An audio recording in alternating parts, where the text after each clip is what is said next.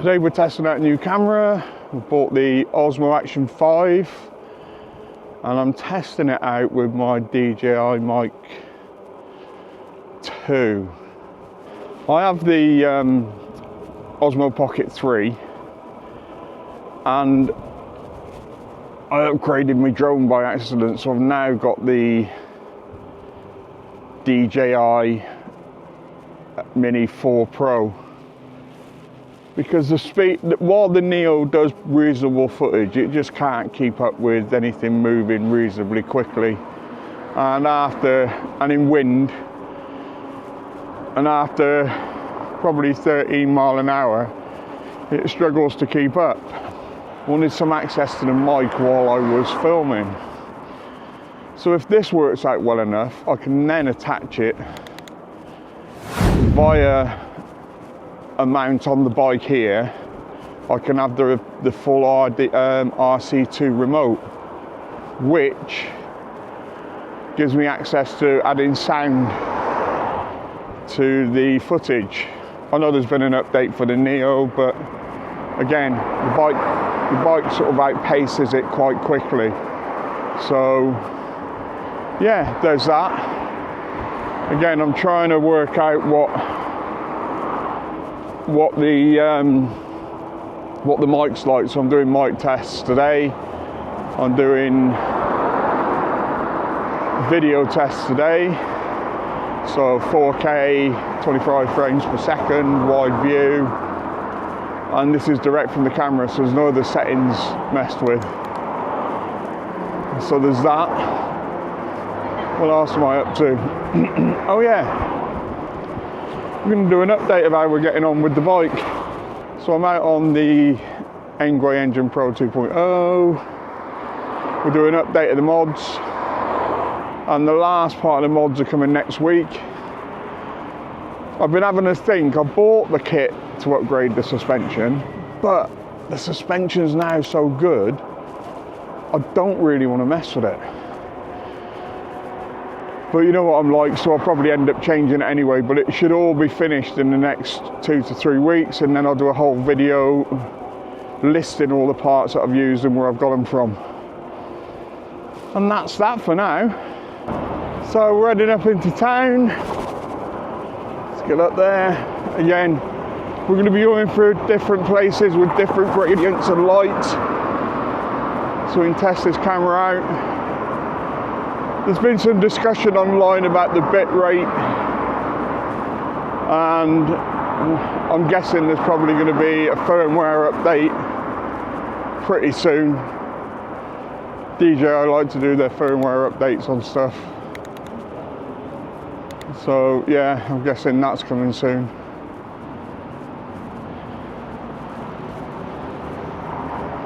So, news. The LE20 should be literally arriving for customers on the beginning of November, which is interesting. I wasn't far off with my predictions of what the bike was going to be. The only thing really I got wrong was the batteries. That and the voltage. Well, I did guess it was going to be 48 volt or 36 volt. 40 amp hours of range. That's amazing. Absolutely amazing. This bike's going to turn out better than I thought. And while this, I think, is Engwe's current best bike, bang for buck, and it's amazing, really is. I really love this bike, and I genuinely think that the new LE20 with all that range, torque sensor, mid-drive, 100 Newton meters, the one thing I haven't found out yet is if it's IP6 rated, but I say that I'm guessing it has to be because it's a mid-drive. The reason they don't IP6 rate a lot of their other bikes is because they're rear hub. And I'm also guessing it's going to be the Ananda mid-drive system that gave out slightly more Newton meters than the Bafang one they had on the P275 Pro, and the ST. The ST had the Ananda, which in my opinion was the better of the two bikes.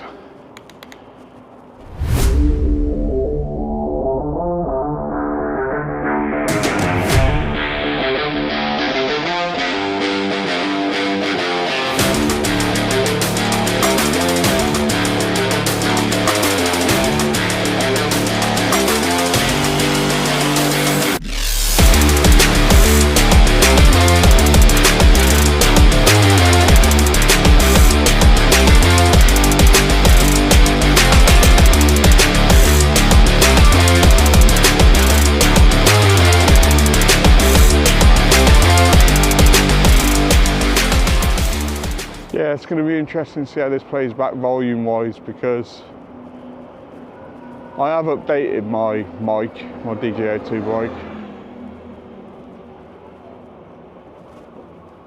but prior to the update, in comparison with the Hollyland mics I was using, it was pretty crap.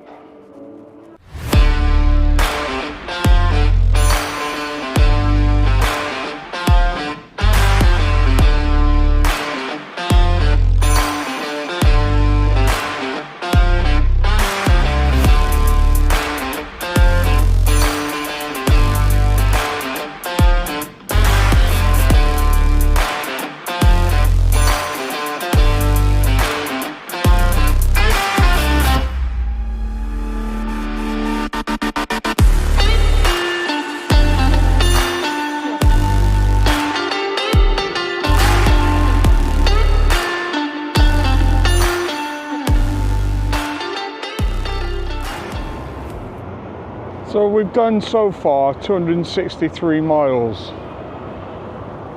and by the time I finish riding round today, I suspect I'm going to be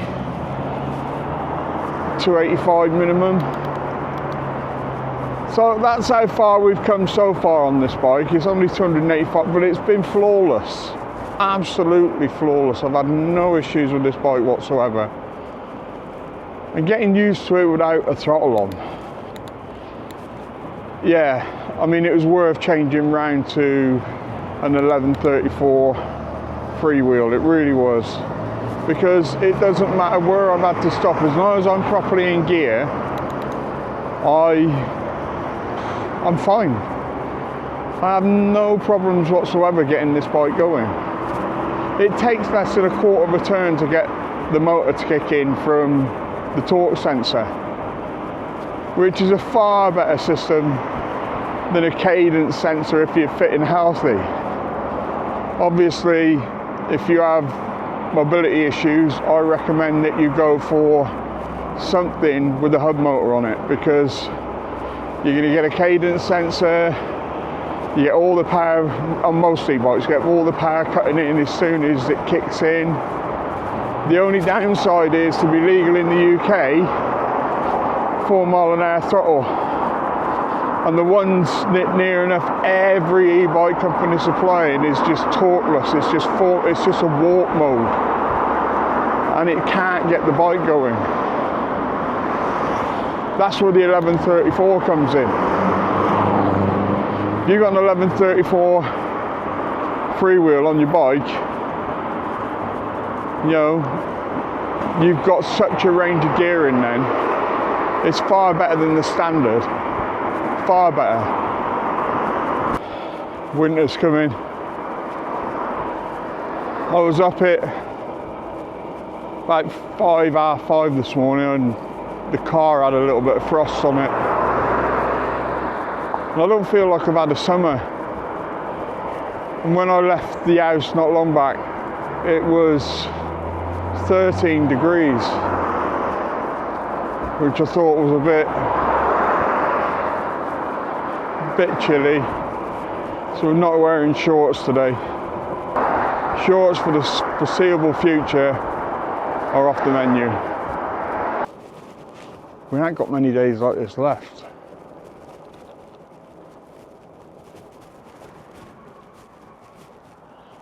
So getting back to the LE20, I'm going to be doing a long-term test on that. So this bike's going to be my secondary bike, and I should be getting one the beginning of November. And I'm really excited about it. This takes Engwe to a new level. It's up there. They're competing now against Turn, Recent, whatever they are, Recent Expensive, and they're doing their bikes, or better bikes than them, for what is literally a third of the price, maybe even a quarter of the price. They've done a match up against the Turn, which is the nearest competitive bike that they've got, and yeah, Turn comes out really badly. They haven't put the price up, but they have put the specs up against them, and I'll actually throw that in the video now. You can have a look at it. And the price of the bike that they're selling, it's just over a quarter of the price that you pay for one of these Recent Mullers. Recent Muller, that's the name of them. It's just about a quarter of the price. Because Recent Muller's coming at £8,000 to £9,000. So looking at some of the pricing that I think it's going to be when it comes to the UK, for a quarter of that price, you can get one of these LE20s. Fully legal. And if it is IP6 rated, it kills 4 anxieties. It kills legality issues with the speed, so it's restricted. That's an anxiety when people are out riding their bikes. Are their bikes legal? Actually, it might kill 5 UL batteries. Now, UL certificated batteries are deemed safe, so that's another issue. It sort of kills the anxiety of batteries. Kills range anxiety, because I reckon the range on it's going to be massively incredible. It kills that rear wheel, taking that rear wheel off, the anxiety that most of you have that just don't want to touch their back wheels because they're scared they're going to damage the motor. So if you get a puncture in the rear wheel, not an issue. It's just like doing a puncture on any normal bike. So there's that as well. But like I said, the most incredible two things about it is going to be the range and the price. Really is. The Engwe LE20 makes every journey easy and fun.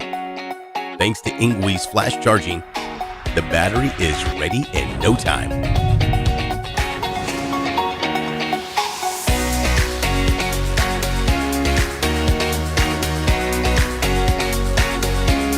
As you pick up your little ones, the Engwe LE20's powerful drive system ensures a smooth, effortless ride, making every moment more enjoyable.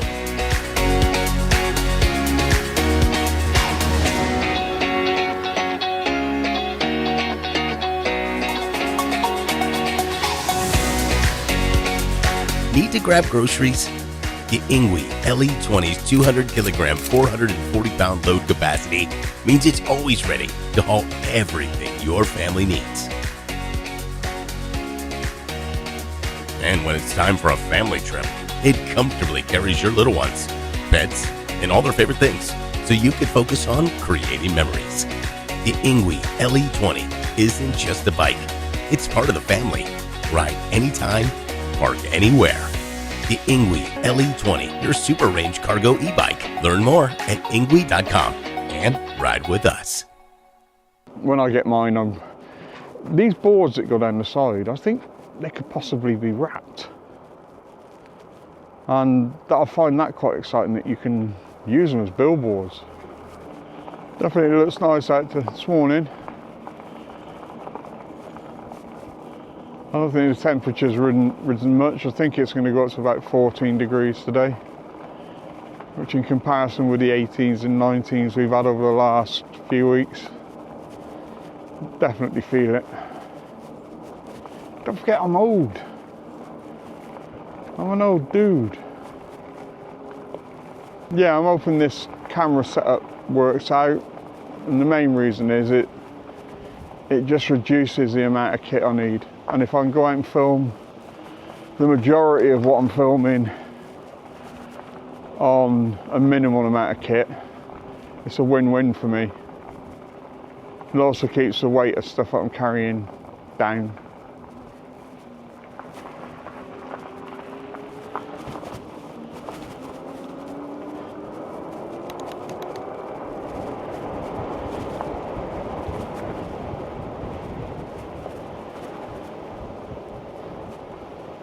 Like I said, today is more of a camera test and a mic test, so I can see what the visuals are like up in comparison with my Insta360 Ace Pro Leica, which so far is the best camera I've come across. I have got a remote for this that's come, and the remote, like the Insta360 one, will show the graphics on the screen, the analytics, so you'll have your speed and everything else on. It looks quite good, but the sad thing is, it don't come with a screen. And you get to, it's a shame because when you've got that screen in play, you can actually see what you're filming, instead of sort of thinking, oh, have I framed this right? You know, like I said, I tell everyone, it's about a year ago since I bought my first GoPro, my first action camera. And I didn't really start playing around with it until a few months after. So I'm 9 months in with this camera porn stuff. And imminently, like I say, there's the Ace Pro 2 coming out, which I'll be buying because along with the Insta360 X4, it's like having, try to explain it to people, they pretty much all work with similar operating systems, but like I said, it's like you've got Apple, you've got Android, and I don't know what the other operating system for phones is, but they all have their own operating systems. And you know, I'd like to get into down to 2 systems, but the Insta stuff's brilliant. GoPro, I've just not long bought the GoPro 13. It's alright, it's like the GoPro 12, it's like the GoPro 11. And the only reason I bought it is because of that anamorphic lens that's coming out, and it's not coming out till next year. So I should have waited really. But that anamorphic lens films in anamorphic, and you don't have to de-squeeze the footage when you get it out of the camera. I've played around with anamorphic and it's a pain in the bum, having to de-squeeze stuff that you've filmed and making sure that, you know, it lines up properly. I'm excited, that's the bit I'm excited about with the GoPro 13, that I'm going to have access to that anamorphic lens. It's now to be more of a camera thing than a bike ride, isn't it? Yeah, and I think that should be out within the next few weeks. They've just released a webcam. Who buys webcams nowadays? But theirs is 4K and sort of follows you around the room. So if you're into that sort of thing, that's what they're up to at the moment. But for me, the next thing that they bring out, and then obviously they're going to bring, to be honest, I've hardly used that Pocket 3. And I think it's, a lot of it's down to the fact that I can't really use it on the bike. I've used it on other stuff, but I've hardly used it on the bike, obviously, because it's not really that sort of action camera. It's not an action camera really, it's a vlogging camera. But this should be up there with that, visuals wise, the operating system, everything else. I'm kind of used to it, so this is plug and play out of the box. Yeah, I'm kind of excited by that.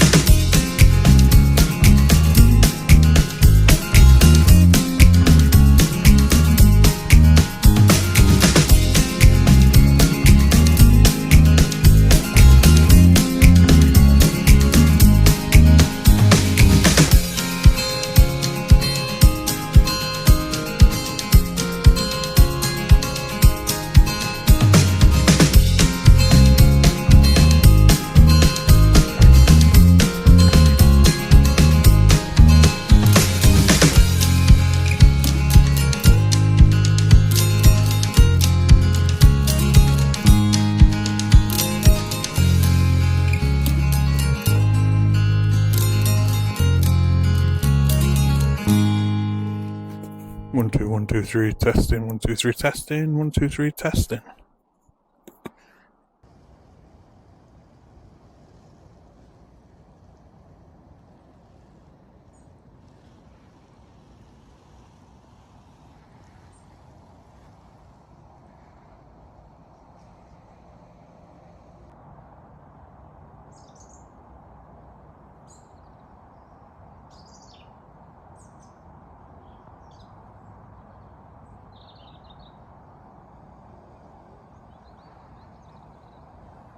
So we're back over to the Insta 360 Ace Pro and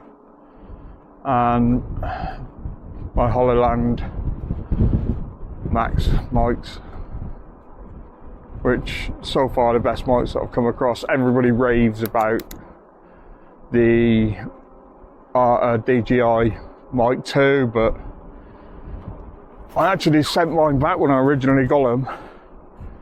They were terrible, and it's taken a few updates to get them right, because I got one with my creator kit with the Osmo Pocket 3, and I actually bought a set to work with other cameras, but won't work with anything.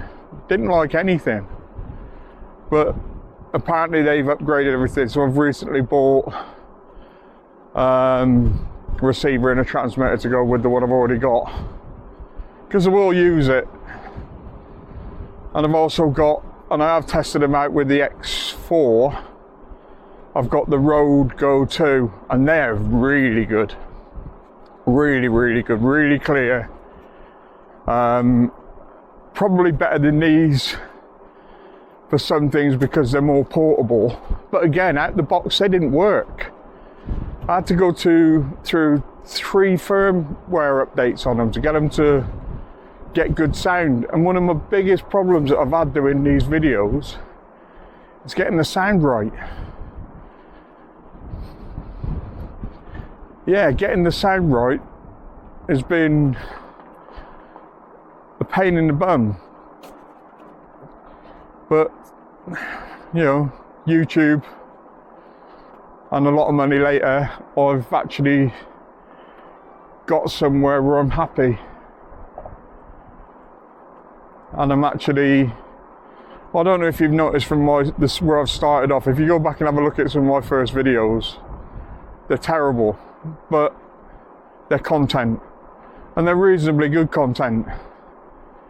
And as I've gone along, I've invested heavily in getting the kit I need to do reviewing properly, because I enjoy doing it, and not just bikes, not just e-bikes, just the car stuff I do for other people. It's coming along really well, really, really well. And I'm really pleased with it. And as a hobby, I love it. This side of it to me is as important as the e-bikes, it really is. Let's go back to the LE20 for a bit. Because like I said, I'm excited about this bike. And you know I like going off on long rides, and I think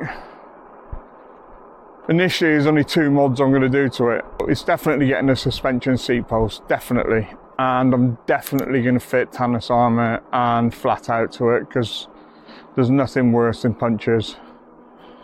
I've only ever had a few, but I've gone out of my way to make sure I don't get any more.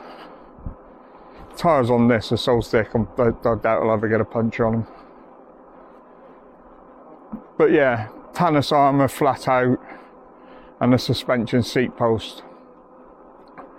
I have got some front suspension that I bought for this, but like I said, I don't know if I'm going to fit it to this, because it doesn't need it. It's brilliant. I mean, do you know when you've dialed your suspension in and you don't want to mess with it? Well, that's the stage I'm at with this, and a lot of it's down to this seat post behind me.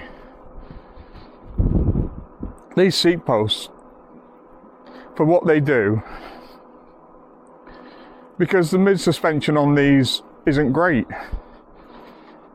And that's the other thing, I've got the A5 mid suspension to go in, but again, do I mess with the setup I've got? Because it's brilliant.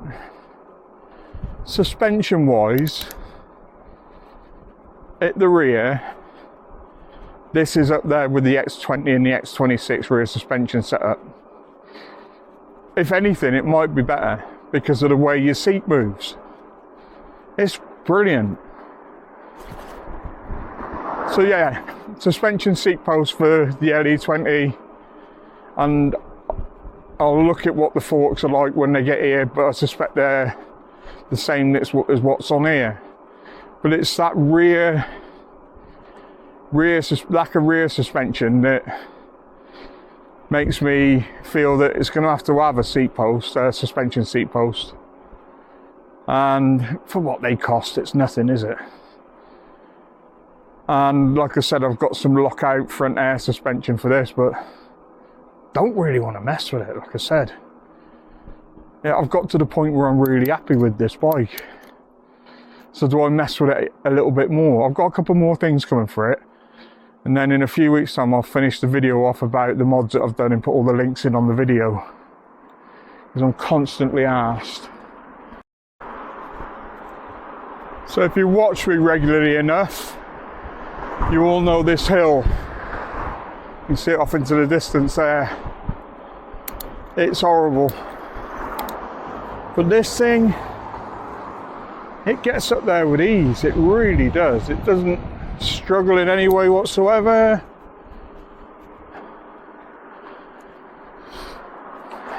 It's just a joy to ride up here. It's fab. If you're fully able-bodied, a bit older, and you're looking at an e-bike, this is the one you buy. I've tried out loads of e-bikes, everything from Rad, Russia, whatever. Russia being the worst company I've come across. Rad not far behind. And they shut up shop in the UK anyway, so this is the bike you grab. You just seen the gradient of this hill from the bottom. Do I sound out of breath? No. I mean, I'm not going to break any land speed records, but this bike kills hills. And it's down to that 52 volt system. It really is powerful. But if you live in a hilly area, trust me, this is the bike to get. Really is the bike to get.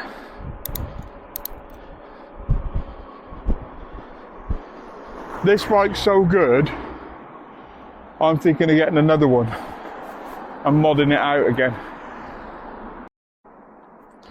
So, as you know, I've been watching to see what's happening with current e-bike law. I've got a few things I track and follow, and it ain't looking good. You know, the only thing I want is I want the throttle law changed, even if it's just up to 12.5 miles an hour. The same as e-scooters are allowed with private companies, you know, in London. That's all I'm asking for, because it makes things a level playing ground for people that are less able-bodied. And as it stands at the moment, none of that is in the pipeline. They just don't seem to care. They care less about the green aspect, but they care even less about the fact that these would be brilliant for people that are less able-bodied, you know, heavier people, people with hip problems, people with leg problems.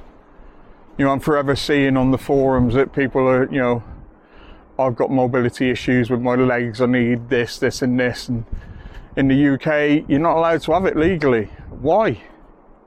Why, oh why, oh why?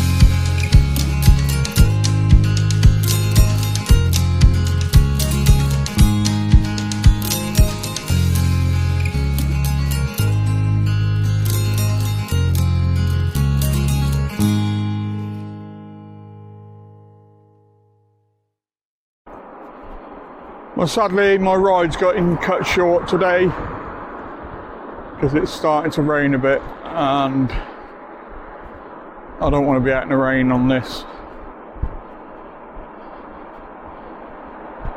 It's I see all the arguments on the Facebook pages about, oh, it's fine in the rain. Really? These aren't IP6 rated, and while they're all right in a little shower, if it properly rains, the water finds a way. And then you end up with things like your batteries being damaged and because they've got water ingress through where people haven't actually plugged their plug back into the charging hole, or you get water into the motor, or the wiring by the motor.